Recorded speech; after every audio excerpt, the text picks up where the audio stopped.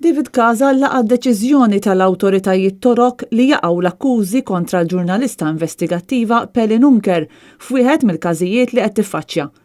Il-kap tad-delegazzjoni tal-Partit Nazzjonalista fil-Parlament Ewropew, David Casa, qal illi l-akkużi kontra Unker waqgħu fil-każ dwar ir-rapportaġġ tagħha fuq ir-raġel tat-tifla tal-President Erdogan. Madankollu hija qed tiffaċċja sentenza ta' 13-il xahar fuq każ dwar serje ta' artikli li jinvolvu raba tal-Speaker tal-Kamra Binali Yildirim. L-akkużi ġew ikkundannati mill-membri parlamentari Ewropej u deskritti bħala daqqa għal dak li baqa' mill-libertà tal-midja fit-Turkija.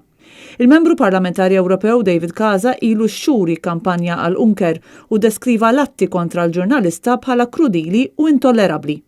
Il-ħamis il-membri parlamentari Ewropej minn gruppi politiċi differenti fil-Parlament Ewropew talbu biex jaqgħu l-akkużi kontra l-ġurnalista investigattiva Pelin Unker. L-akkużi saru kontra l-ġurnalista wara li rrappurtat fatti mill-Paradise Papers.